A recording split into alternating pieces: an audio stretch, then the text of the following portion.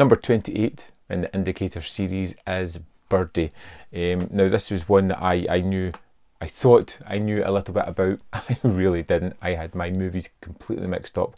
When I threw on Alan Parker's Birdy, I was surprised with what I got. We're thrown into two lead characters here.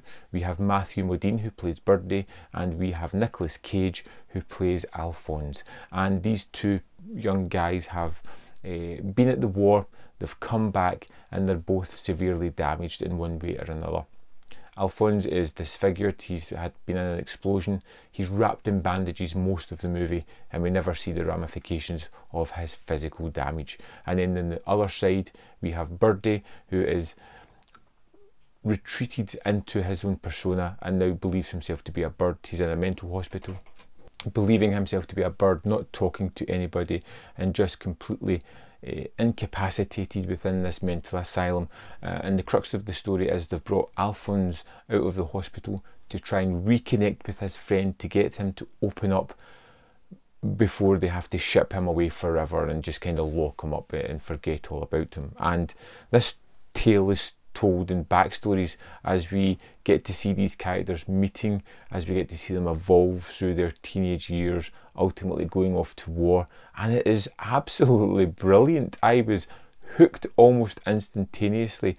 I loved the production and the production design of the kind of 60s aesthetic. I thought Nicolas Cage, who when he's on his game is utterly outstanding, is great, as is Mathew Modine as Birdy as well.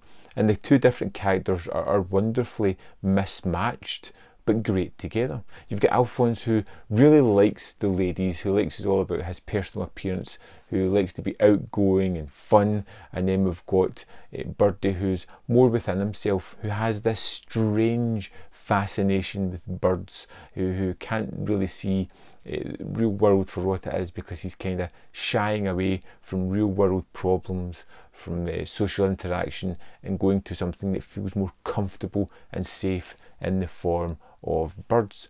But his connection with Alphonse is something that's really enjoyable and worthwhile throughout the movie. As you see them connect, you start to see them have certain events together, and even though they're completely mismatched and they kind of ruin each other's passions of sort, they still really connect. They still really connect over this subject. And even though Alphonse sees this bird fascination as weird, he's still willing to go with them in several fun scenes throughout the movie. Just seeing these guys like getting a car, building it up, taking it for a drive was immensely fun. Seeing them connect, and then every now and then getting flashes of horror of the war and the damage that it's truly done to them was just unbelievable. To see Alphonse come to the aid of his friend and try to keep all that information away from the doctors, all that psychological fascination with birds that he had. Alphonse doesn't want to tell the doctors because he knows that's going to instantly lock him up. He wants to shake Birdy loose of this break that he's had and bring him back. And there's wonderful visuals throughout this, particularly whenever Modine is in the cell and he's just looking up at the windows. The sounds of birds echo throughout the movie. The lighting is wonderful. The staging is fantastic. It just creates such a wonderful mood. With somewhere between Stand By Me and something more psychological and effective in the latter half as well. It's a great mismatch of a movie, and something that I was really unexpected, something that was captivating and drew me in. And like I said, it's anchored by these utterly divine performances from both Cage and Modine. Modine, who is kind of likeable in that weird way, and it ultimately becomes more repressed in the latter of the movie, or whenever he's in the later days of the movie. Nicolas Cage is just wonderfully enigmatic at the start. He's charismatic, he's got all this energy, this smile, this ability to just chat and connect with people, and later on seeing him struggling with the effects of the war and what it's done to him and his friend, and him breaking down is just utterly great.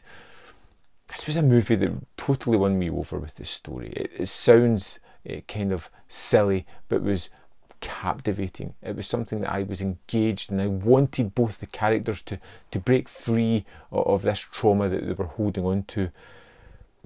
And it's done with such visual style and flair that it really highlights all the beats. It highlights all the kind of ideas running about these characters' heads. It's wonderfully staged and portrayed. It was an absolute standout of my recent movie watching. I really, really enjoyed Birdy. I would love to know your thoughts on it. Let me know in the comment box below, and I'll see you next time on Man v Film.